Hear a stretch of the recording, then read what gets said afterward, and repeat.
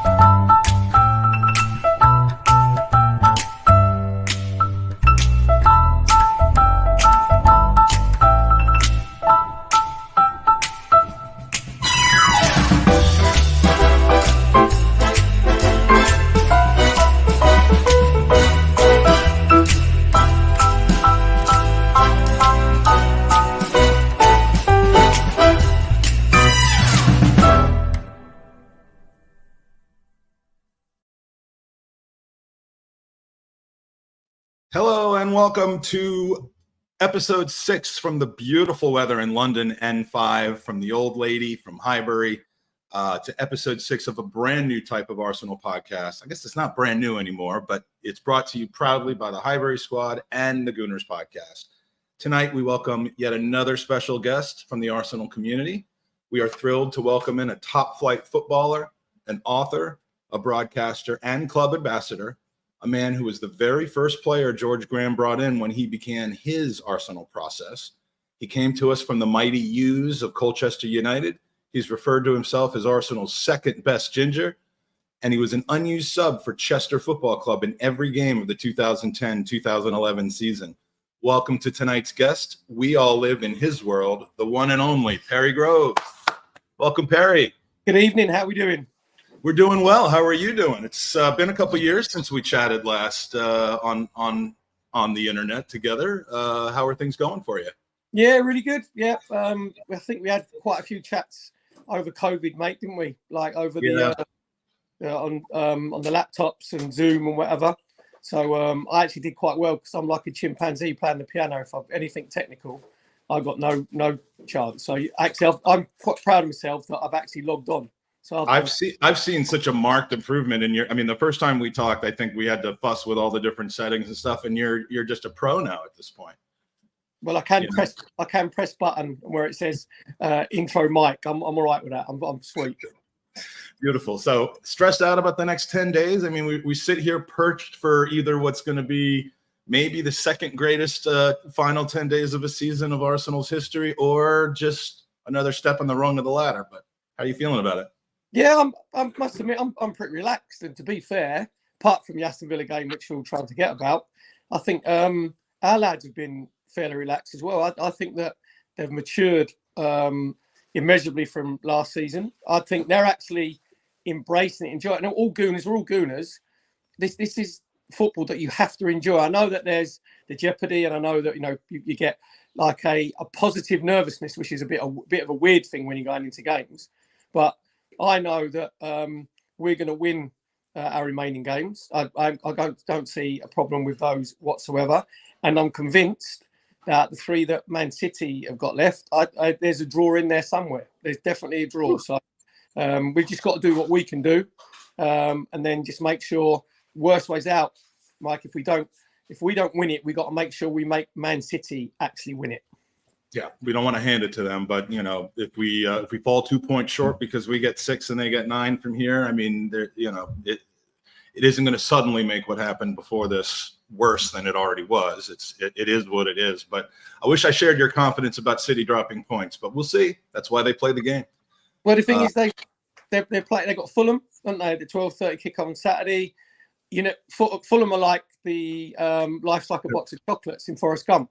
They're flying kites. They're flying kites, though. I mean, right now, that's how they're preparing. Yeah, but that's just obviously something. You know what I mean? I hope they're high actually, because you have to be high to fly a kite, don't you? So I hope they're high on like Saturday early kickoff. So, but if you look as well, football has these anomalies, which is really weird sometimes. Like there's a lot of ex-Gooners, obviously in the Fulham lineup, and the one player that I'm sort of pinning all my hopes on is Paulinho, because he actually, I've seen him play 3 or 4 times this season, and he actually tries against the big team. I think he plays with himself against the middle and bottom tier teams. Against the big teams, because he wants to move, as we saw at the Emirates where he was outstanding, he'll actually perform. So I'm hoping that we see the real Paulinho. So, and people keep saying, all the experts, it's going to be quite an easy run for Man City. When you're going for the title, trust me, no games are easy. No games are easy. There's the nervousness in them and all of them. So, so I said we'd win it at the beginning of the season. I'm not just saying now. I said we'd win it at the beginning, and I'm not going to change my mind.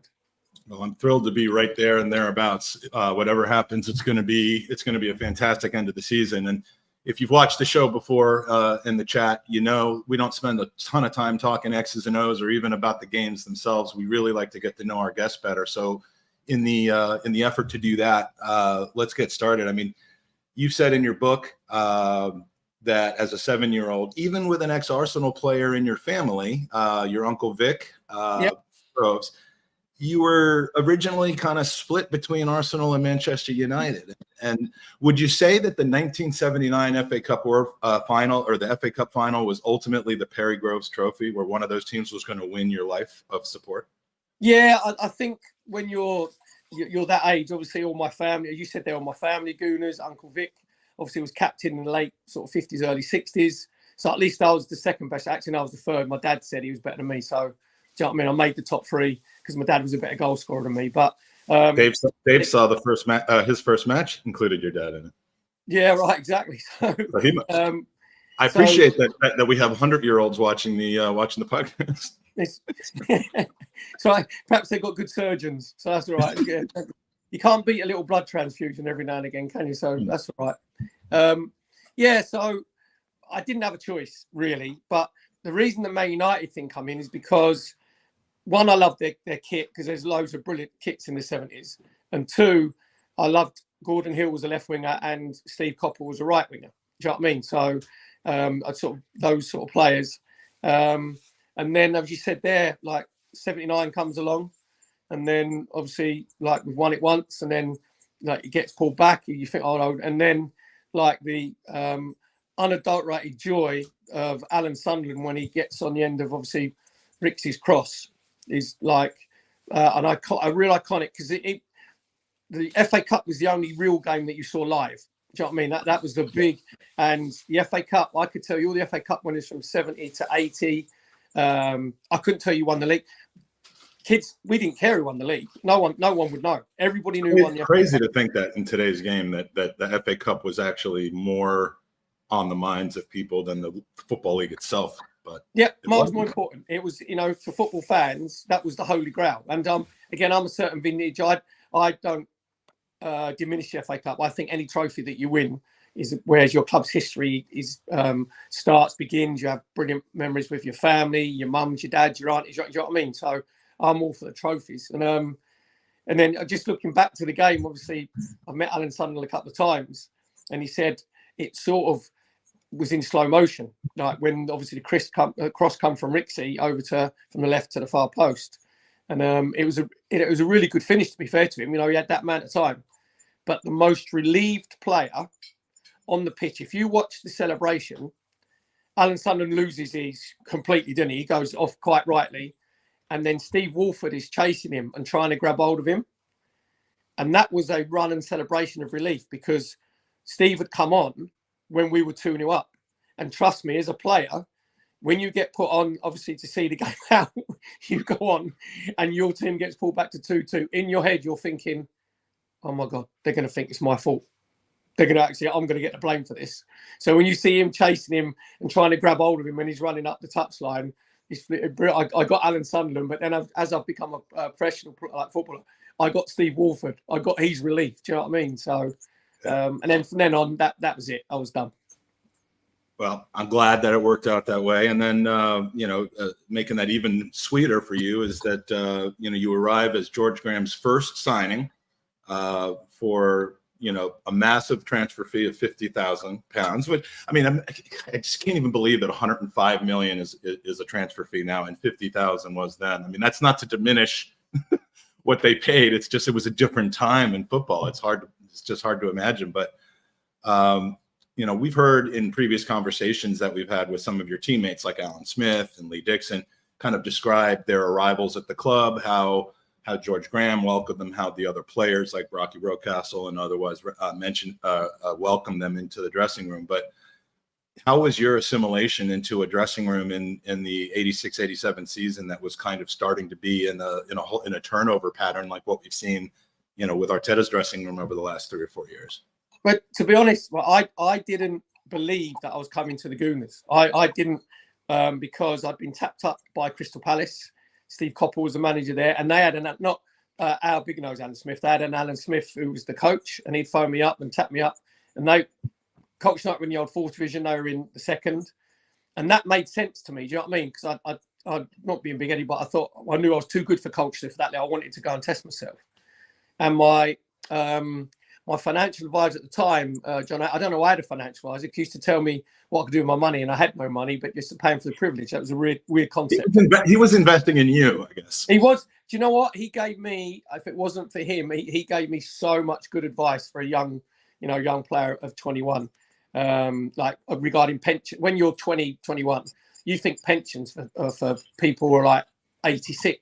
You know what I mean? You don't think about, and he gave me some really good advice on that sort of side of it. But so he phoned me and said, oh, by the way, this was on September the 2nd. And he said on a Tuesday, Perry, I coached United except for the bid from Arsenal. And he said it was 75 grand. So wherever that 25 grand went, who knows? But he said, we're going up to Highbury on Thursday to see George Graham and, talk about whatever. And I went, whoa, before you start with that, John, stop yourself, mate. That's not funny. Winding me up. I said, I'm a Gooner. That's not funny, mate. I know I'm going to Palace. Anyway, get to the Thursday. We're talking about, I was on 150 quid a week.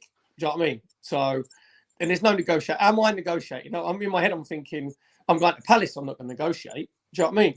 And he's telling me what we sit down. I went, whoa, stop there. And it wasn't until we got to Arsenal tube station that I started to think that it might be true. But then the way that my brain thinks is, oh, I know what's happening here. We're in North London. Crystal Palace are South London club. We're having a clandestine meeting in a little cafe, you know what I mean, when no one knows.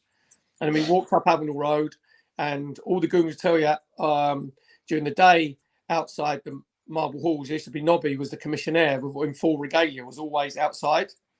And he said, good morning, Mr. Hazel. Welcome to the Emirates, to Highbury. And I went, oh, hold on a minute. As he knows his name because he's got clients of Arsenal players, whatever. And then, good morning, Mr. Groves. Welcome to Highbury. And I thought, oh, my God, he knows my name. And then from then on, it was a daze. It was like, whew. And went up the famous marble staircase up to George Graham's office, big oak door. He opens it. And I don't know if you've seen, exactly, yeah. So you've seen The Wizard of Oz, right? Yeah. So when you first, he's in a massive chair. He's in the biggest F-off size chair you've ever seen. And he puts you on this little stools, he's got this, sort of this imposing figure. And I was just looking around and thinking, I sort of listened to what he said. Do you know what I mean? I wasn't really playing it because I thought, oh my God, I've got to tell my dad I'm in George Graham's office here. I got and then I can remember little bits where he said this club, and this is where Arteta, there's a similarity what Arteta's doing, what you said there, what George Graham did. He said this club has lost its identity. He said, there's players here that don't have desire. They don't have the heart for Arsenal Football Club.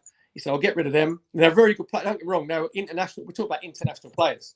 Mm-hmm. He said, I've watched you play since he saw me play for Colts United youth team against QPR youth team when I was 16. And George Graham was the manager of QPR's youth team at the time. And in the old days, they played, remember the old, the plastic pitches, which was basically concrete and a little bit of carpet on top. Yeah, a couple of first division teams had them. Luton had one at the time. Oldham had one. Yeah. So QPR at Loftus Road. So I'm playing there, and he said, "Yeah, you really stood out." And I went, "Well, I must have played well." And we lost the game 7-0, right? And he said, "No." He said, "You was getting beat 4-0, 5-0, 6-0. You didn't stop moaning at your own players. You didn't stop moaning at referee. You didn't stop moaning at the officials. You didn't stop moaning at your coaching staff, at your own players. You had both your knees were bleeding where your skin had been ripped off by the AstroTurf. You were sliding tackles." He said, but you didn't stop running. He said, I noticed you at that age at 16 with your design. He kept sort of tabs on my career from then at Colchester. And I remember him saying, he said, I can improve you technically. I can improve you tactically. I can improve your awareness of where you should be, what you should be doing. He said, but there's one thing I cannot do. He said, I cannot put desire into a player. I cannot put heart and desire. I said, that's the one thing that you've got apart from your pace. I thought, all right, give us another compliment. And he said, and that's what I'm going to do. I'm going to change this club around. I'm going to give it its heart and desire back. And if you think about it, over a period of time, a lot of the big internationals went, like Charlie Nicholas, Kenny Sanson, Viv Anderson, Steve Williams, Graham Ricks. And then he brought in, I was the first one, because normally people think, it's going to be a big marquee signing. Everyone's like, who the bloody hell is this ginger? Nobody from flipping Colchester United. No one's, you know what I mean? It was pretty underwhelming for Gooners. He went straight to the second and third divisions. I mean, he brought in a few players from Stoke, Boldy and Dicko. And Dixon. And I mean, it's Leicester with Alan Smith. I mean, it's kind of amazing how he constructed that team, which of course, it was covered very well in Amy Lawrence's 89 documentary, but it's still stunning that you were kind of at the front end of that overhaul, and that it went so well for everybody. I mean, it's crazy. Just a quick note, I wanted to say hello to everybody in the chat. We've got Tammy Steele, the chief like officer in here. Obviously, Sophie, our wonderful host here at the Highbury Squad's in the chat. I've been saving some of the questions that you guys have already asked, but if you don't know, we're going to get to about 20 minutes or so of questions at the end. Even though Ian made fun of me for this, we're calling them questions because they're questions for the guest. If you want to ask one, the earlier you ask it, the more likely you are to have it answered. And just start your question in the chat with the capital G, and we will get to it. Multiple choice. Is it ABC answers? It's trivia. It's not, they're actually trying to stump you. It's not that they're asking you questions they want you to answer. They're just trying. Yeah, no, it's all right. It's not, I thought it was like on Who Wants to Be a Millionaire or something. I thought, all right. Well, if there's anyone that knows about that show, it would be me, and I don't plan on running it that way. So, please get those questions in. We'll get to them, and if you can, please do what Tammy says and hit the like button. It helps the channel, helps Sophie, helps Super Kev, and everybody involved. So you came to Arsenal. Thank you, Dean. Dean's one of my original OGs from Washington D.C. Loving the history. You came to Arsenal in your first season. You started, and these statistics may be a bit off, but it looks like you started about half the games, about 19 games. And you picked up a trophy in your first year, the 1987 Littlewoods Cup, and you had a major part to play in the final. And, I went back recently. I'd seen it before, but I went back recently and watched the last 20 minutes of that game, starting with when you came in for Niall Quinn in the 73rd minute. Man, you were all over the place in a good way. I mean, you must have been like they must have been having to hold you back like one of those horses in the Kentucky Derby, and then when they let you in the game, you were just, that was one of the best substitute appearances I've seen since or otherwise. How did you feel about not starting that game? Were you hoping to start? Were you under the impression you would start, or did you kind of know you'd be the number 12 that day? No, I to be fair, I had no idea. And again, it's weird the way that I mentioned about, this football world works. And so I played we went, I think, on a 19 or 21 unbeaten run that season. And Charlie Nicholas got injured, and I played up front. I can't hit a cow's backside of banjo, like all the Arsenal fans will tell you that. But the gaffer put me up front for a big period of those games, and basically it was just to run in the channels and be a nuisance. So I played up front with Quinny, and obviously Charlie got himself back fit again. And I didn't play.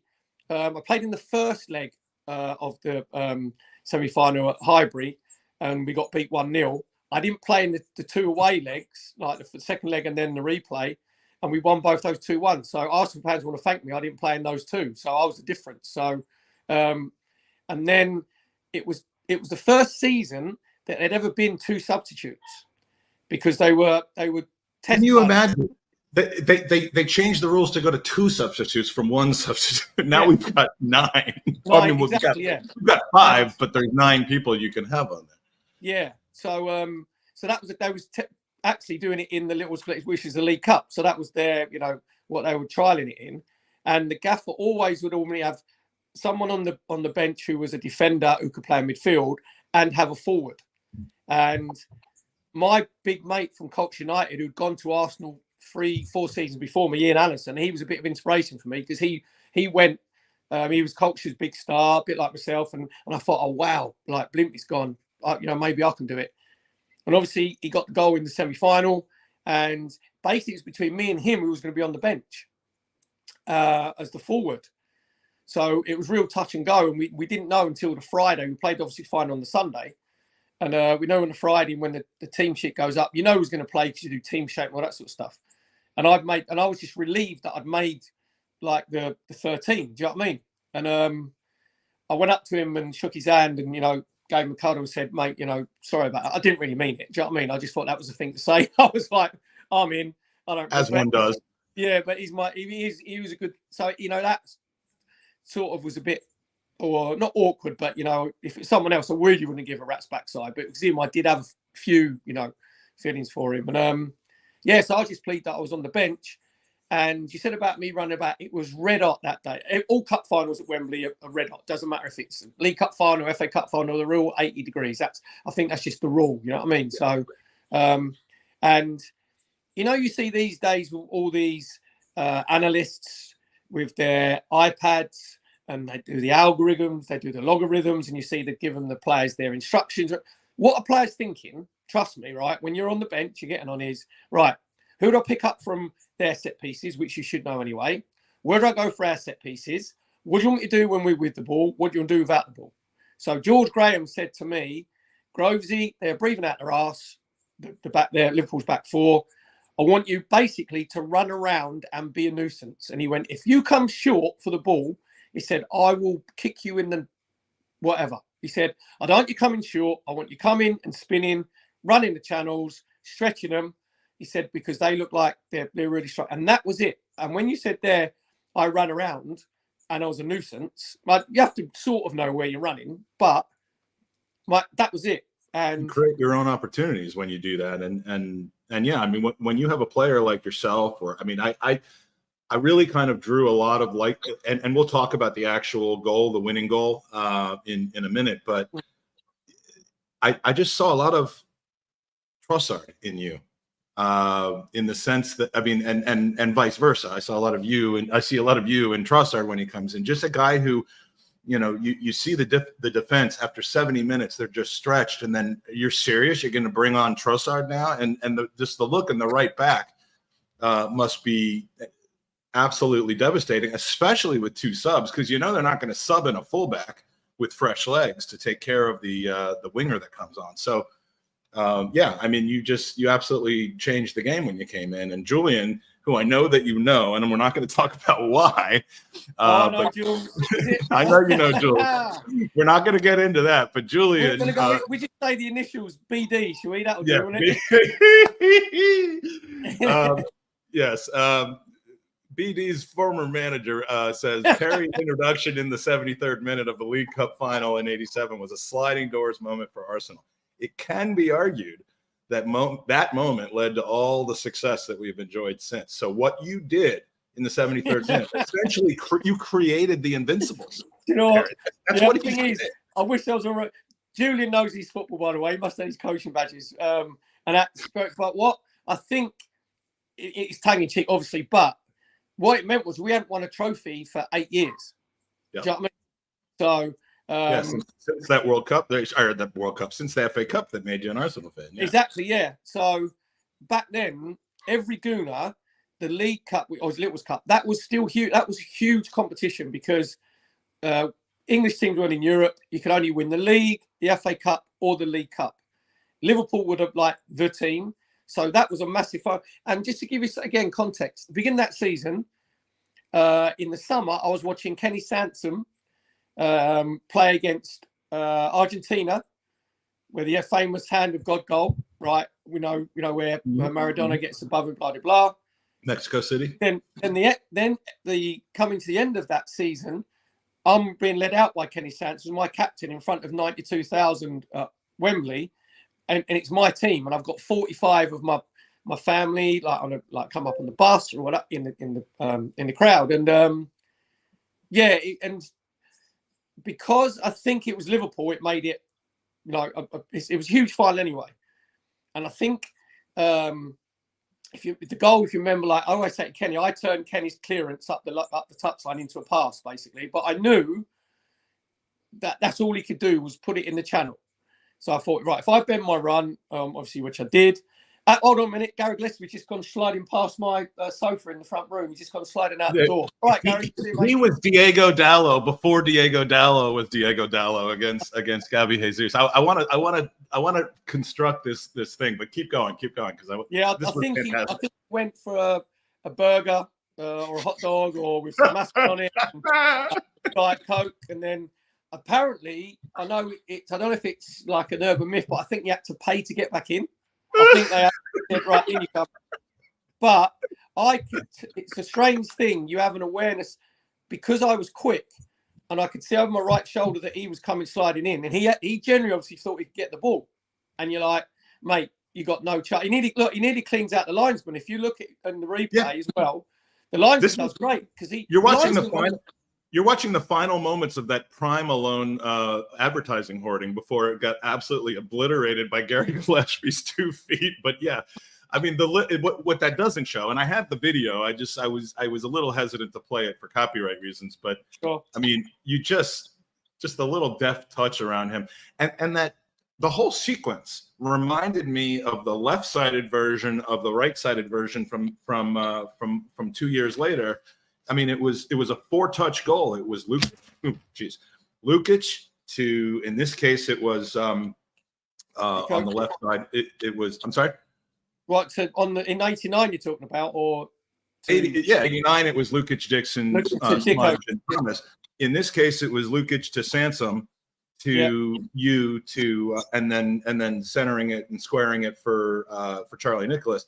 But kind of similar, just from back to front in four steps. Not quite the same level of drama, but man, what a play, and just the joy afterwards. I mean, this was after the win, I suppose. This was after the goal. You see, Charlie hugging me there, right? Yeah. I got him a new 2-year contract. He never thanked me because really.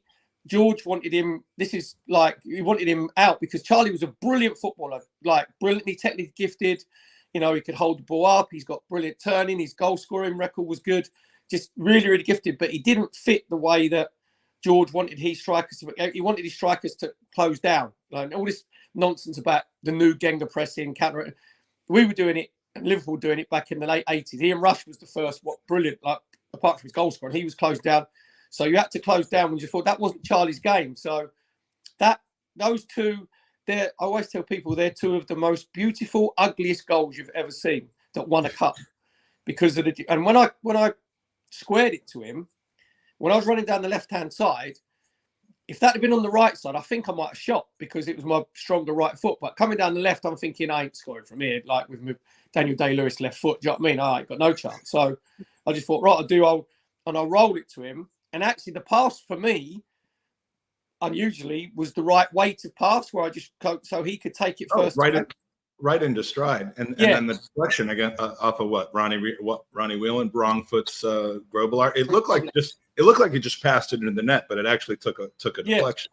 And then it's slow motion stuff. So, oh my god, deflection. Oh my god, it's gone in. And then like complete pandemonium. You lose it. You've gone. Like, you know, I've never taken any drugs or anything like that or ecstasy, but I can imagine if that's what it's like. Do you know what I mean? That complete high, and then you're thinking, right, now Charlie's there. Look, guy, you got me a 2-year contract. Look, see, so he did thank me, but and then you have to get back, obviously, and defend and see it out, which we were really good. And again, it was a surreal moment. Well, I don't think in lives in general, I don't think enough people, when things are going really well and you're in a brilliant moment, not enough people actually step back and just take a breath and just, you know, absorb it all and let it all sink in. But because you're in it. And but I can remember before we went up the steps, just looking around, trying to find my family, where they were, and actually thinking, wow, is this like a 6-year-old kid, played Cornwall Dynamos, you know, loved my football and just wanted to be footballer. And then you get to this with obviously, you know, probably I'd say 45,000 Gooners like in there.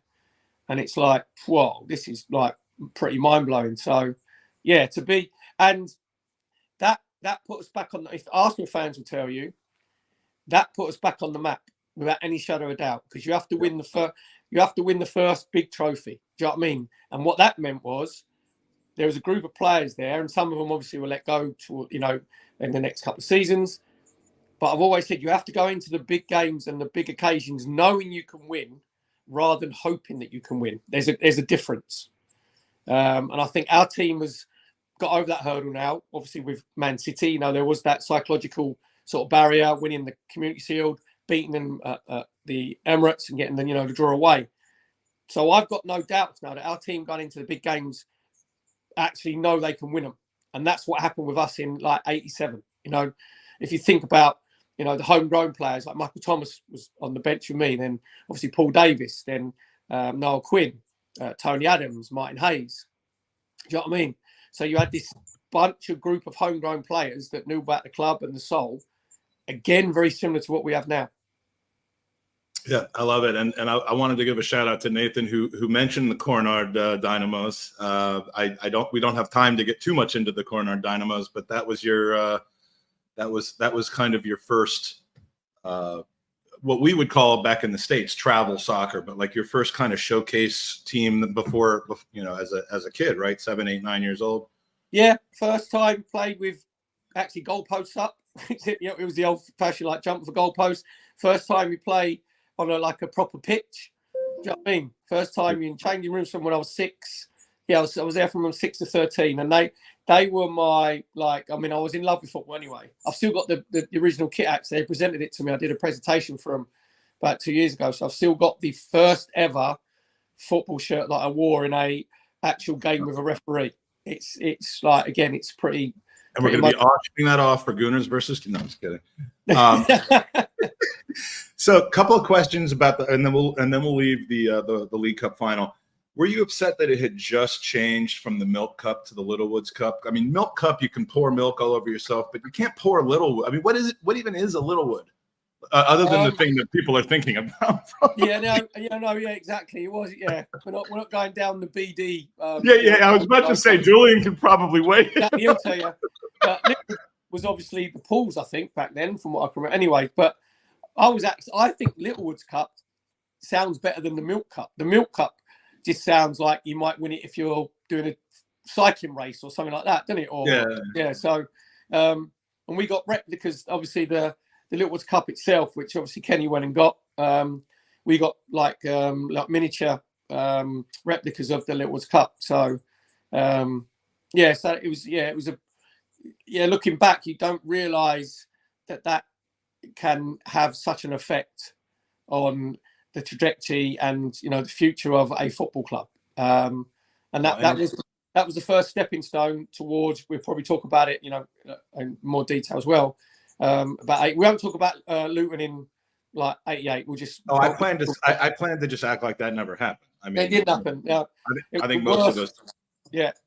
Whilst I got the hook after about 70 minutes, and I always blame Nigel for that, missing the penalty. Anyway, but we're gonna edit this portion out of the podcast because we'd like to edit that out of Arsenal's history. But have you ever spoken to Gary Gillespie since then? Because you basically ended. I mean, I came into Arsenal in 1988, so I had just missed by about a year and a half the league final, and So going back and learning about it, obviously I knew about all the amazing players that had been part of Liverpool's just absolute monster of a team. I hadn't heard of Gary Gillespie. Was that basically the end of his career? No, you know what? But every time I see him, he just comes sliding past me. Could be anywhere. Could be like a football match. Or could be like an evening, like a theatre, whatever. You do a charity do, and he just comes. Yeah, it's like he's playing baseball. He just keeps sliding past. All right, guys, how's it going, mate? By the way, he was a fantastic footballer. He was a top player. He could play at centre. He was the first, like the centre half type, like everybody splits now, didn't they, and play. Gary Gillespie could do that when he played for Liverpool. He was like Scottish international, really a real top player. It was just, one of those things where you think you're going to get it. The linesman got closer to bringing me and getting the ball than what Gary Gillespie did that day. I had to go back and rewind it 5 times to see whether you actually megged him or whether you tipped it before he slid, which was ultimately what happened, which is even more impressive because it was skill, not luck. Nutmegging most of the time, probably a little bit of luck, but yeah, that could not have been good for his career. And then the third thing is actually a serious question about Charlie Nicholas. We know about his personality. We know how great he was as a footballer. What ultimately made him expendable to George Graham probably was more up here than it was down there. But how was he as a teammate? And the next season, you kind of moved into his slot about a month into the season, played up top with Smudge quite a bit, and Champagne Charlie spent the rest of the seasons playing with the reserves until he was moved on. So tell us a little bit about your relationship with Charlie Nicholas and how it felt kind of supplanting him from the yeah. We weren't got to admit we never had massive rows or arguments, but we weren't particularly close. Do you know what I mean? Because basically your work colleagues, and when I first went there, obviously I was like gingerhead nobody. No, I was. When I first turned up in the car park at London Coney, and I got out of my MGB GT, which was steam coming out. I was like the Beverly Hillbillies, all coming everywhere. And there was Charlie, Viv, and Graham Ricks having a chat. I said, "Oh, morning, boys." And they went, "Yeah, the groundsman's hut's over there, mate." They thought I was the new, the assistant ground staff being coming. I went, "Oh no, I've just signed." And they went, "All right, hey, coming." And it's a very strange thing because you're on trial. It doesn't matter if you're a 50 grand or 75 grand sign like me, or you're 105 million pound sign like Declan Rice. Any new club you go to, there's people looking at your way you behave, what you do. They're looking at your first training session, your first touch, what your awareness is like. So that's a nervy thing when you're going. Declan Rice would have had nerves, even with his 105 million quid, because you're coming to one of the biggest clubs in world football. So standards are unbelievably high. And I went from being Colts United's best player, along with Tony Adcock, to Arsenal's worst player. Do you know what I mean? I'm bottom of the rung. I've got to prove myself again. So because maybe we were going for the same position, which was by default, because I was never a centre forward in a million years. I was a right winger. Right. But he played 2 up some of the time. So yeah, it was always 4-4-2. Like back in the old days, always 4-4-2. So I had Rocky was like the right wing, and I was like, oh my god, how good's he? And I've in training and just watching him, thinking, I hope he gets he pulls a calf or something like that. That's the only way I'm going to get in. And that's what as a player, you don't want the position that. That's the Arsenal way, Ferry. Root for your team. I said that's the Arsenal way. You root for your teammate to pull a calf. Yeah, well, but anybody will tell you the position you're playing in, you want to play. Yeah, and you just want maybe a little calf muscle injury that are out for 2, not anything serious, So yeah, like Rocky that side. Hazy was playing on like the left-hand side, scoring bundles of goals. I think he got 24 goals that season, I think, Hazy, which is you imagine how much he'd be worth now as a left wing if you got 24 goals. It was chronically underrated player, Martin Hayes. Exactly. And so there was like the young lads coming through, and I wasn't a drinker at the time. It's been well documented, the Tuesday club, so I wasn't really that. So I used to go and train, go home, and that was right. But me and Charlie, we were never close. Do you know what I mean? It was never like a brotherhood sort of thing. We get on brilliantly now. We're really good. Do you run into him on the kind of the pundit trail? Because I know you're both involved with various elements of broadcasting football now. So yeah, I've done theatre dates with Chaz, and I as a player, I used to, again, when you're playing in little small-sided games and you're playing keep or whatever, he was unbelievable. He had brilliant first touch, his right foot, his left foot, his awareness, and all that. So I really, as a player, I really admired him, but I wanted to play instead. Do you know what I mean? I wanted to be in the team instead of Charlie. And the thing that didn't endear me to Charlie, I don't think, is before the, I think it was the semi-final of the Littlewoods Cup in '88 when we played, I think it would have been Everton. And there was an article in the paper and they'd stitched me up a little bit because they said, you've done really well, you come coach sir. And it was the middle of the Mirror. And it actually said, the headline was "No More Tears for Charlie." And what I'd said was, football's ruthless. I know he's been injured, but I don't feel sorry for him because I want to take his place. And they misconstrued it. They made it into a snide comment that wasn't really intended that way. Yeah, absolutely. And someone pinned it up when we walked into London Cone. They pinned it up on the notice board, so that "No More Tears for Charlie." He went, "Oh, Ginger." Well, he was like, "Right, Ginger bollocks. Yeah, right. No more tears. Yeah, you want my place? You. We'll have a look, see that." So that goes on, but we never didn't get on, but we weren't like best buddies sort of thing. And that's what football's like. Like my best mate, like everyone knows at Gooners, is Merce. So me and him got on brilliantly. And then later on, when I established myself, because I was on the periphery, do you know what I mean? I wasn't established. And the way, again, the football works, when you're in the first team for a period of time, you have your own place on the team coach. Do you know what I mean? There's all this hierarchy. And I had to work my way in, and I wasn't established, which is understandable. I wasn't established. So I was sort of fighting that hierarchy as well. So it's every man for himself, basically.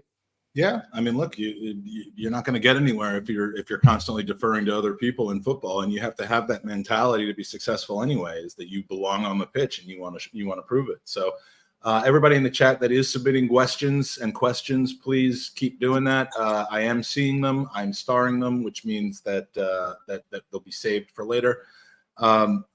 Couple seasons later, 88, 89, obviously the turning point of my sporting life and the reason that I'm sitting where I'm sitting right now. Your playing time maybe took a couple of steps back from your first 2 years with the club. There were players signed, Brian Marwood and many, many others. We've seen in the current game how teams will bring players in who displace the existing starters. And, there's always kind of some discussion about, well, will X player be okay with his minutes limited with competition, or is he going to want to move somewhere else? And, there tend to be some players that kind of seem happy with that. And it's a long, long season now, especially compared to 35 years ago. But you see some players that seem very, very willing to take that slot, like Riyad Mahrez, seemed to be willing to take that spot for City. Trossard seems perfectly just as happy coming off the bench as he does starting. And there's other examples, but what was your attitude and kind of understanding about the reduced usage in that season?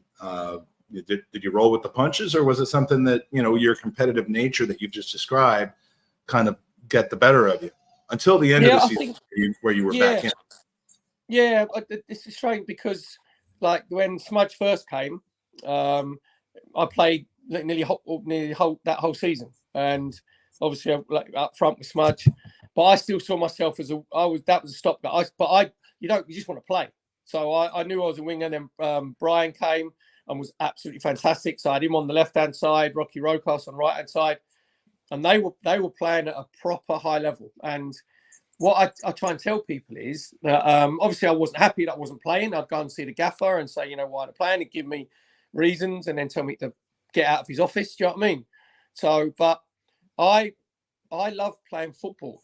And the thing that annoys me is players who, maybe not being a team, might be disgruntled, but you're getting paid to play something that you love to. It is the privileged, probably 1% of people that go to work and love what they do. So I just made sure that training, I always put everything in. I wasn't one of these players that could skip, and play 80, 90% in training, because if I did that, then the gaff would be on my back. And I wanted to learn and do it. So I made sure that I was ready, that my training level was very high, playing in the reserves. Some players go in the reserves and they don't, put everything in, which I did because I wanted to help the younger players that were in the reserves. So I just made sure that if ever I was called upon, that I was ready. And I'm pretty sure I played 6 full games that season and scored 4 goals. And, a couple of the goals were quite important. And again, I just had to make sure that I wanted, and the way it pans out, obviously I was on the bench again. There's only 2 subs. That was when 2 subs were introduced in the league games. Yeah. And if you look at the gaff, very, very rarely did he put 2 forwards on the bench. Very rarely. And obviously myself and Hazy were obviously on the bench that time, because we played like 3 centre halves, which we never played. And I must admit, I was just relieved that I was involved in it, but I was really pissed off when Hazy got on before me. I was devastated. I'm like, what are you doing? I should. But that's they brought on the 14 before the 12. Is that what they did? Yeah, but the thing is, hold on a minute. There's a hierarchy here. Do you not see what I did in the Littlewoods Cup when you put me? Do you know what I mean? So, but then you have to just make sure that you're. And I keep telling people, because I think it was about 230 games for Arsenal all in. And I think 90 of them was sub and the rest were starting. And I said, say people, I know you said about all your superstar, whatever. I said, I was playing for the best team in the country with a squad full of internationals. At one stage, I was the only non-international. Everybody else had played for the country, whether it be in the under-21s, whether it be full caps. Myself and Kevin Richardson, there was 2 of us. So for me to play at that level, and you have to keep a step, because if you don't, you've seen what George Graham, he bins you. You get gone if you don't keep to a certain level, certain standard. So I was just pleased to be in the match day squad of, like, as I said, of 13. Well, and of course, getting in again in the between the 70th and 80th minute in that game that we are, of course, referring to in Anfield in 1989, celebrating a massive win. I mean, how great is it that you're in this picture? I mean, this well-known. I mean, there's a few of these. This is maybe a little bit after the famous one where he was taking the shot, but I mean, you'll forever be associated with this. And you've told me a story a couple times about how Smudge's pass almost went to you, or you were kind of running for that pass, and that he ended up passing it to Thomas instead. Am I remembering that correctly? Well, no, what it is, you said about the goal, right? And Tomo's is the best finish in football, period. Trust me. And I know we're Gooners. Forget the Aguero nonsense, because Man City were playing against QPR. That makes me so angry that people just conveniently forget. Like, they beat QPR, and they were gifted 2 goals in injury time. Exactly, yeah. And then, so we were playing Liverpool. They were 3 points at top of the league. They had a better goal difference. Everybody knows the background to it. And then the best team in Europe, by the way. And they didn't lose to Anfield, right? That period. They never lost in the league at Anfield. And that goal, with the beauty of the guy, it's the best finish ever, right? Ever in football history in this country, by a mile, for what it meant. And he'd missed a sitter before that. So him, 10 minutes earlier. That's the biggest, you call it cojones or heart, whatever, because if he'd have missed it, everybody remembered him as the player to miss it. So for him to put himself in that position was on the different level, mentally, psychologically. But before that, Kevin Richardson, who was the other centre midfield player, he dispossesses John Barnes in the far corner. So if he doesn't do that, he wasn't even in the far corner. He should have stayed. I mean, look, if you're anything other than an Arsenal fan, John Barnes was a magnificent footballer, but that's got to be the worst decision he ever made in his career, because he could have changed history. Talk about sliding doors moment, Julian. Yes, he could have changed history by just going to the corner instead of trying to drive. Exactly, but I love him for it. I hated him as a player out of respect because he was always killing us. But he was so good. But you know what? Knucklehead. He never give Dicko. Dicko always had him. He never give Dicko to run around. Dicko was always at him. Trust me, he hated playing against Dicko. Anyway, if Richo doesn't do that, then Tomo doesn't do the other thing at the other end.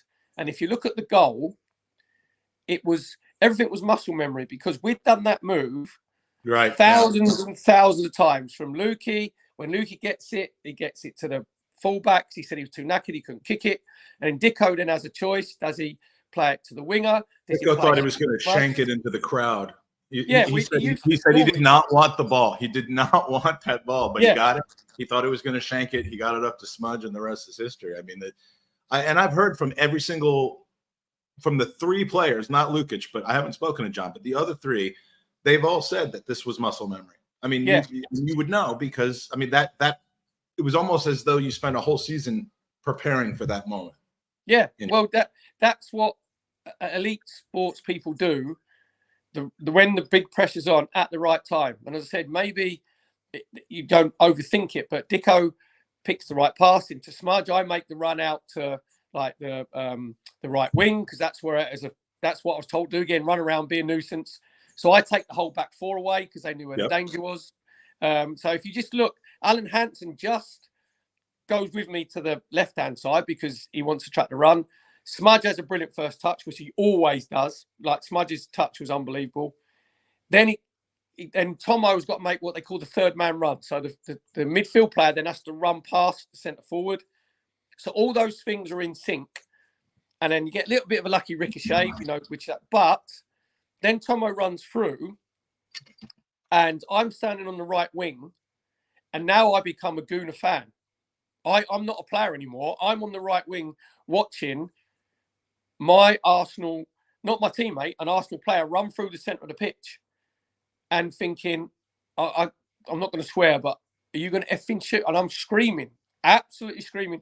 And if you look at him, it's the greatest finish ever. He waits and he waits and he waits and he waits for Bruce Grobler just to go down to his right-hand side, and then he flicks it over him. And I'm like, oh my God, it's gone. It's hit that. Oh my God, it's hit the net. What the fuck? And these things go through, and you see Tomo doesn't know what to do. He does like a stupid roll caterpillar fish thing, yeah. And I Smudge and it was Richardson, right? Basically pulled him out of that fish roll that he's doing. Yeah. Or was it Hayes? It was either Hayes or Richardson. Yeah. Yeah. And I if I was better media trained, I should have run straight to Tomo. I'd have got in loads of more photographs, but I went straight to the Gooners in the far corner. I remember you telling me. Yeah, just dived onto them like Gooners, and then you think, oh shit, we got to kick off at midnight, and then we saw the game. Like, they were obviously Liverpool players were shot, but the reason we won because George Graham was brilliant tactically, played the three centre halves, everybody knows, blah blah. But earlier on in the season, we've been to Anfield in the Little's Cup, and we battered them. We drew 1-0. Rocky scored a weldy top corner, and we should have beaten 4-5-1 that night. And that put the doubt in the Liverpool players' mind that the last team they wanted to play on that night would have been us, because we respected them off the pitch and the size of the club, what done on the pitch. This is Anfield, sign all that rubbish.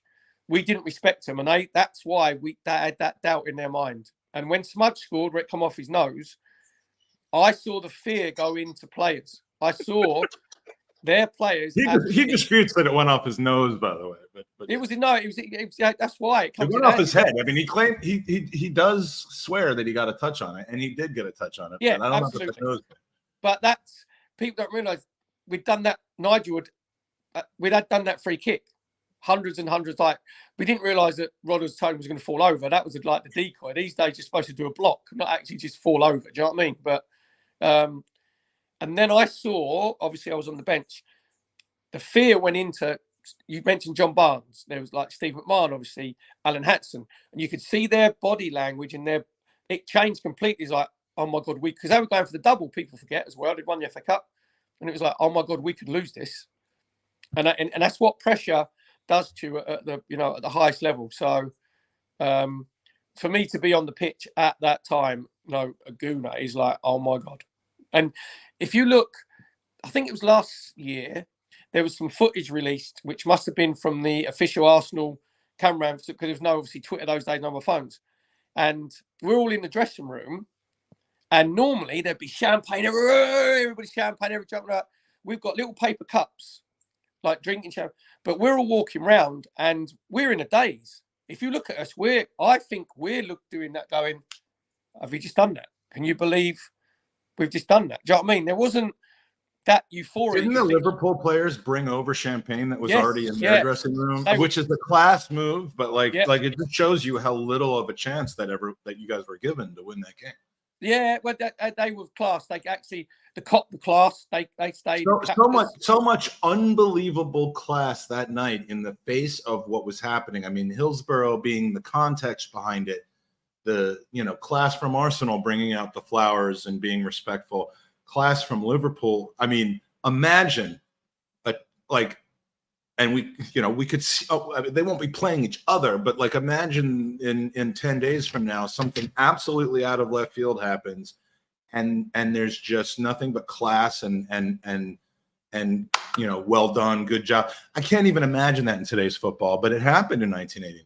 Yeah, I think what there is, we see the Liverpool players now, there's a mutual respect between Arsenal, Liverpool, and Manchester United as well, because I think, and I personally think, they're the three clubs which are what I call the behemoths of football, because all the success that those three clubs have been from what's been on the pitch, and do you know what I mean? It's gone on from there, not just like a state coming in and buying, and buying a club and investing, or an owner from Russia getting billions of pounds investing.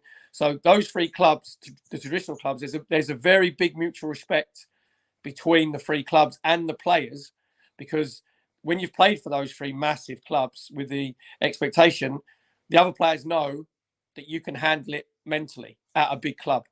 Do you know what I mean? But the only one is probably Roy Keane, who don't like Arsenal, but Roy Keane don't like anybody. This don't really matter. So, but there's still, if you look at Roy Keane now, him and the Vieira stuff and the Arsenal stuff, there's still that, I'd say, grudging respect from Roy Keane, because when you're playing for those three massive clubs, the expectation can be very, very heavy, and you've got to be a certain personality and certain mental strength to carry that expectation.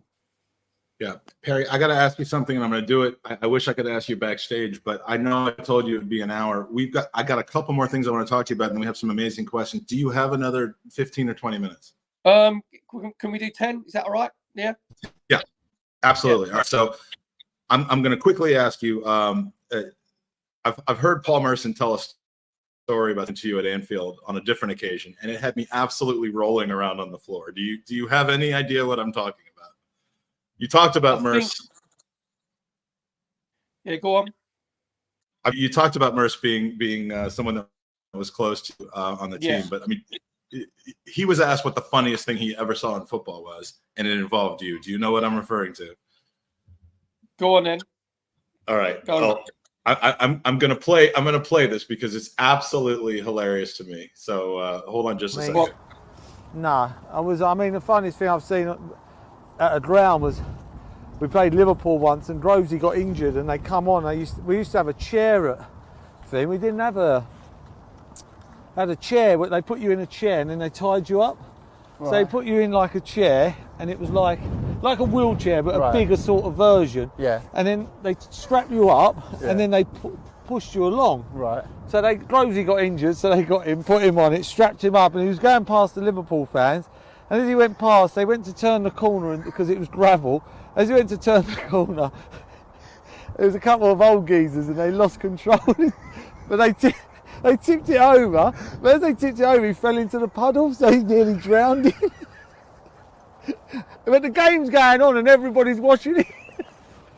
And Drosy's going absolutely ballistic, and he's like that, and I'm trying to get him out, and they can't lift him now because he weighs a ton, and then he needs help, honestly. And that's the funniest thing I've seen. You ask Drosy, honestly, he's strapped him, so as he's gone around the corner, he's fallen, but as he's falling into the puddle. So now his face is in the puddle, he's drowning, and these two old geezers can't get him up. That's the funniest thing I've seen, honestly.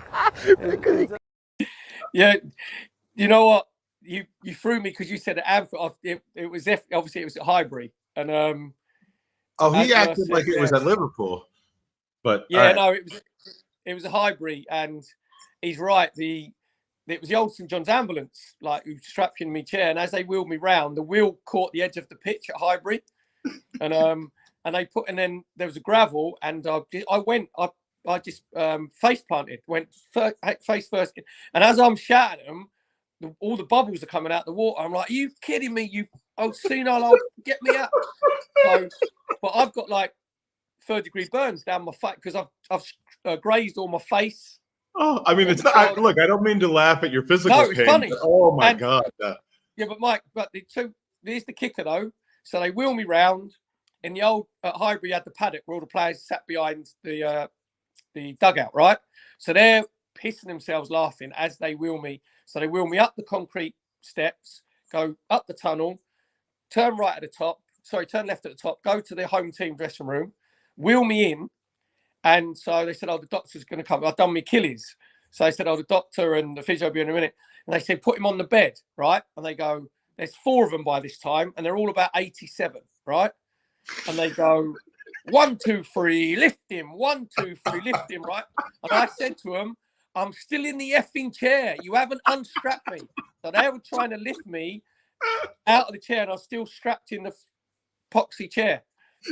And so that was, and a lot of Liverpool fans, like, they can remember that time because it was right in front of them as well. They were pissing their pants. Oh, yeah. I didn't play the whole video, but he's basically talking about how they were just absolutely delighting in the misery. But the prelude to that video is they asked him like what the funniest thing he ever said, and he took him like 2 minutes to think of something, and then he pulled that story out like it was just. Yeah. The chat's loving that story. I appreciate it. All right, we're gonna get to questions. We're gonna rush through a couple of questions. I'm sorry for making it so rushed, but you don't want to cover these kinds of stories.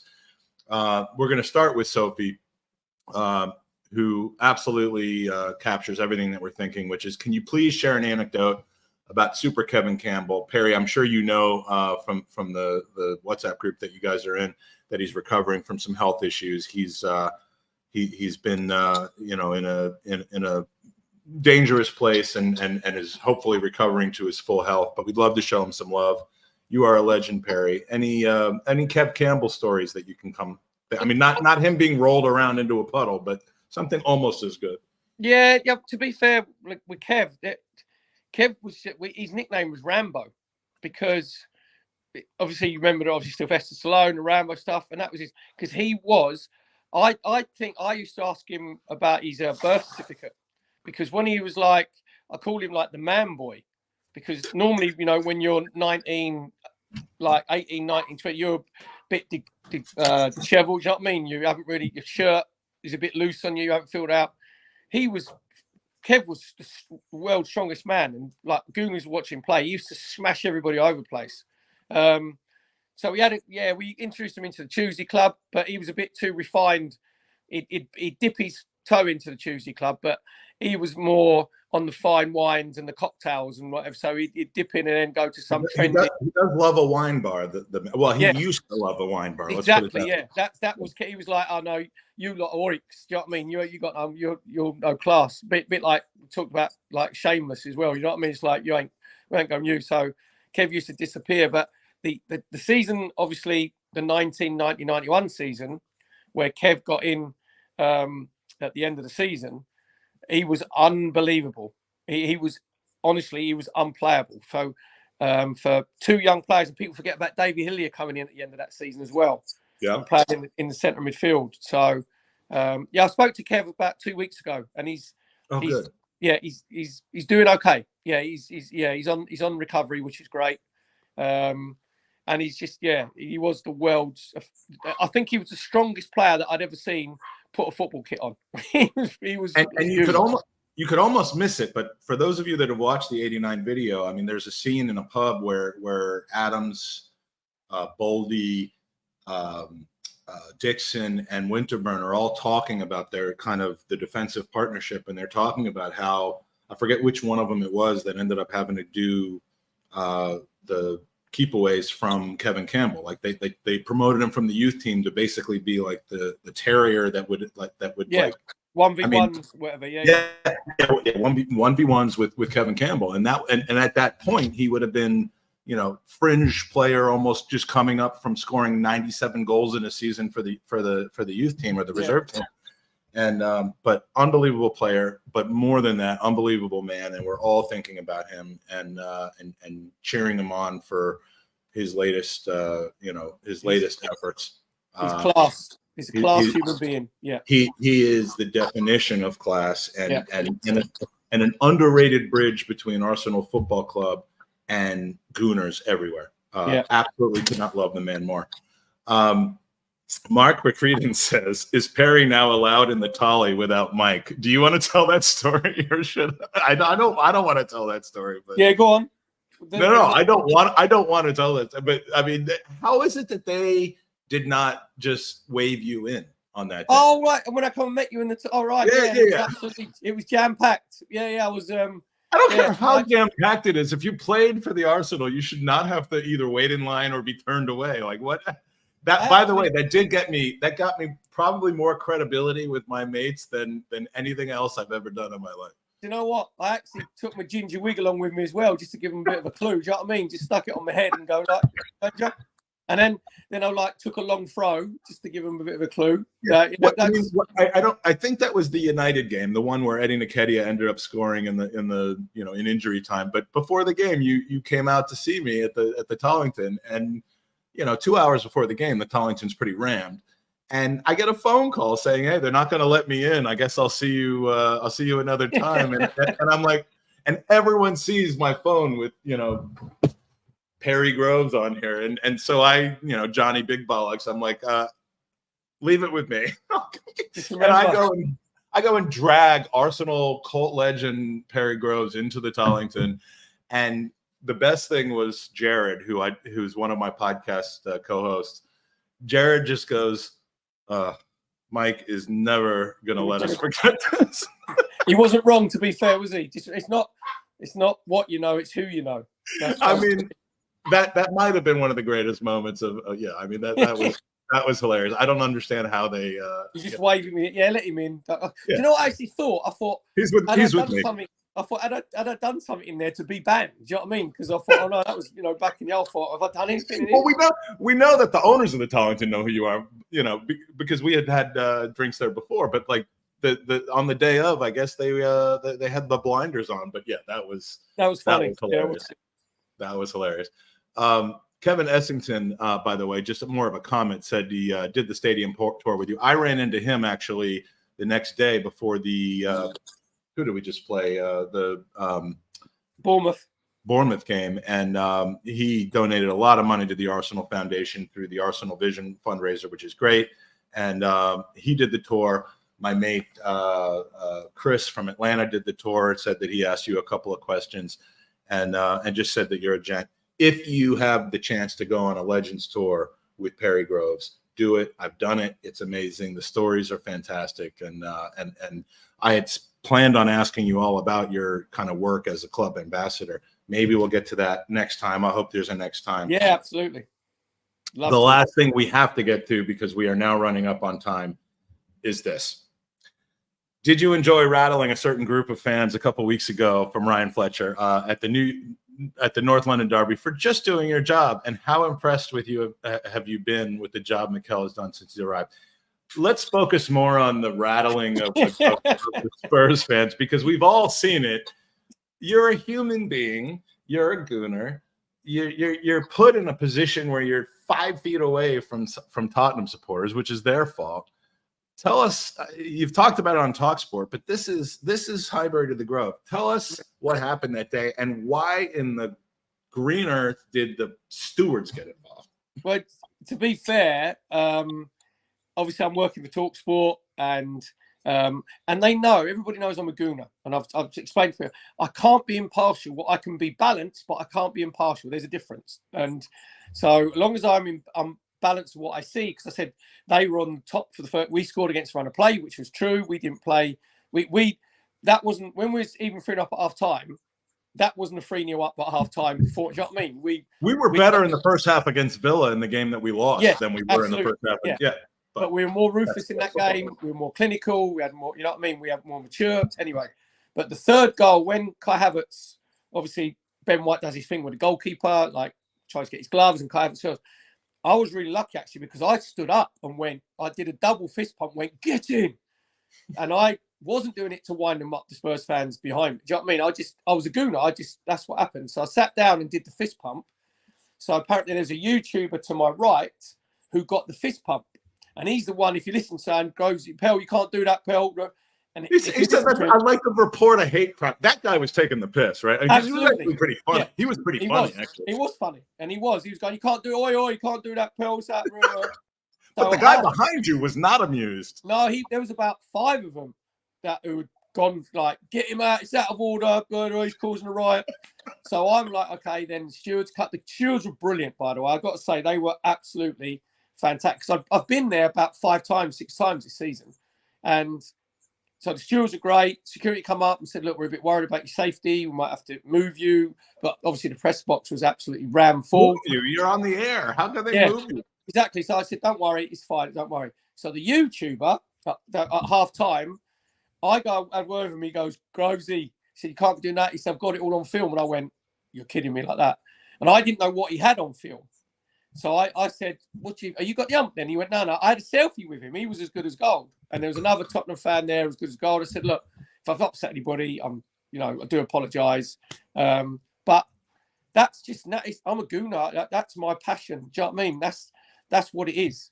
And I was worried about, I didn't know that the clip, because I don't do X or I don't do Instagram. I don't know. And I've always respected you for not getting on social media. I wish I could do the same, but yeah, I can't go with the negativity and the haters and all that sort of stuff. So, and then I get sent a few clips and, it comes that and I'm like, oh, and I've like the fist pump. I was like, okay, ain't that bad really.